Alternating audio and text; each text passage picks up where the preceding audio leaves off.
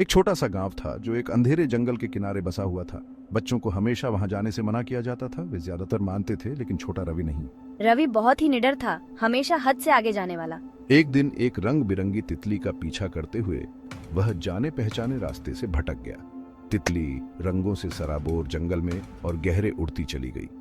रवि उस पर मोहित हो गया और बिना सोचे समझे उसके पीछे चल पड़ा। घने पेड़ों से छनकर आती हुई धूप धीरे धीरे कम होने लगी। रवि को जल्द ही एहसास हुआ कि वह खो गया है। रास्ता गायब हो चुका था। डर ठंडा और तेज उसे चुभने लगा। उसने अपनी माँ को आवाज दी, लेकिन सिर्फ सन्नाटा ही जवाब दे रहा था। जंगल जो कभी लुभावना लगता था अब खतरनाक लग रहा था। पेड़ों से अजीबोगरीब परछाइयां फैल रही थीं, जो विकृत आकार ले रही थीं। पत्तों की हर सरसराहट फुसफुसाहट जैसी लग रही थी। रवि के सीने में दहशत उमड़ रही थी, उसकी आवाज दब रही थी। वह घर जाना चाहता था। अंधेरा गहराता गया और हवा ठंडी होती गई। जंगल का फर्श सड़ते हुए पत्तों से भरा हुआ था, जो उसके पैरों के नीचे नम और मुलायम थे। रवि आगे बढ़ता रहा, बाहर निकलने का रास्ता खोजने के लिए बेताब। तभी पेड़ों के बीच उसने उसे देखा, एक रोशनी। उसके अंदर उम्मीद की किरण जागी, जिसने डर को पीछे धकेल दिया। वह दौड़ा उसकी तरफ, उसका दिल जोर से धड़क रहा था।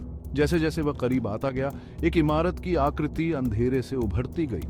यह एक हवेली थी, पुरानी और भव्य, ढहती हुई पत्थर की दीवारों और अंधी खाली खिड़कियों वाली। उसे एहसास हुआ कि रोशनी ऊपर की मंजिल पर लगी एक खिड़की से आ रही थी। रवि झिझका। उसने गांव में फुसफुसाहट सुनी थी, पुरानी हवेली के किस्से। वे कहते थे कि यह प्रेतबाधित थी, एक भयानक त्रासदी के बाद वर्षों से वीरान पड़ी थी। वह कांप उठा, डर उसे अपनी चपेट में लेने लगा। लेकिन वह खो गया था, अकेला था और रात तेजी से हो रही थी। एक गहरी सांस लेते हुए रवि हवेली के पास पहुंचा। वह भारी ओक के दरवाजे तक सीढ़ियां चढ़ गया। उसकी सतह खुरदरी और पुरानी थी। उसने दस्तक दी। सन्नाटे में आवाज गूंज उठी। कोई जवाब नहीं था। रवि ने हैंडल घुमाने की कोशिश की। उसे आश्चर्य हुआ कि दरवाजा खुल गया और एक अंधेरा और धूल भरा गलियारा दिखाई दिया। वह अंदर चला गया। सड़न की गंध उसके नथुनों में भर गई। हवेली के अंदर की हवा भारी, दमनकारी लग रही थी। उसने जो रोशनी देखी थी वह चली गई थी और एकमात्र रोशनी चांदनी की एक किरण से आ रही थी, जो गंदी खिड़कियों से छनकर आ रही थी। उसने एक कदम आगे बढ़ाया। उसका दिल उसकी छाती में तेजी से धड़क रहा था। उसके भार से फर्श की लकड़ी चरमरा गई। तभी उसे एक आवाज सुनाई दी। यह एक धीमी आवाज थी, जैसे कोई आह भर रहा हो।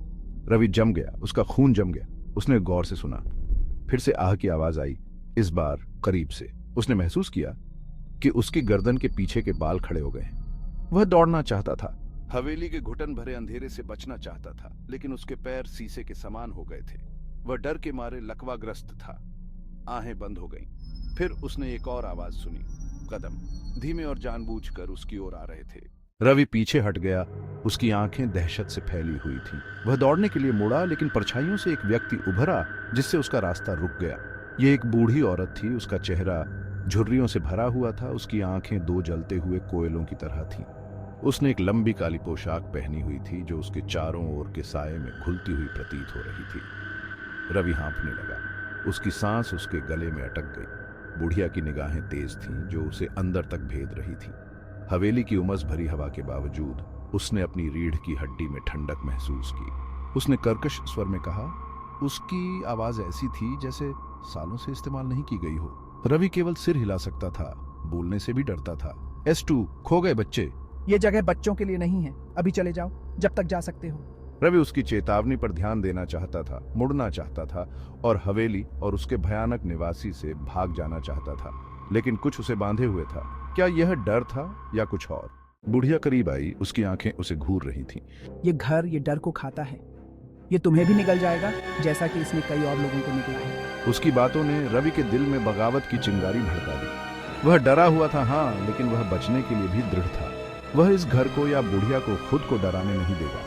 वह मुड़ा और भागा। उसका डर उसे गति दे रहा था। वह अंतहीन गलियारों से दौड़ा। बुढ़िया की बातें उसके कानों में गूंज रही थीं।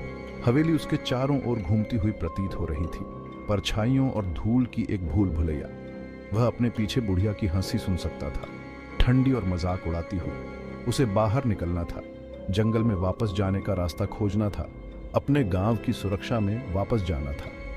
अंत में उसने उसे देखा। सामने का दरवाजा दमनकारी अंधेरे में आशा की किरण। वह उसके लिए आगे झुका, उसका हाथ ठंडे धातु के हैंडल को पकड़े हुए था। उसने खींचा, लेकिन दरवाजा नहीं खुला।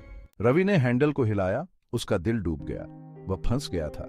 वह पीछे मुड़ा, उसकी निगाहें अंधेरे में बुढ़िया को ढूंढ रही थीं।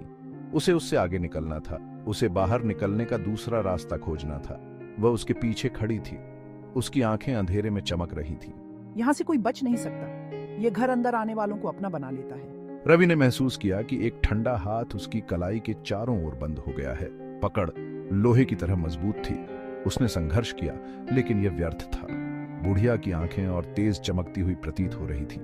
उसकी हंसी हवेली में गूंज रही थी, खाली हॉल में गूंज रही थी। रवि चिल्लाया, एक हताश आदिम रोना जो खाली हवेली में गूंज उठा, लेकिन किसी ने नहीं सुना। गांव अपनी गर्माहट और रोशनी के साथ 1,00,000 मील दूर लग रहा था। रवि चला गया था, हवेली के अंधेरे ने उसे निगल लिया था।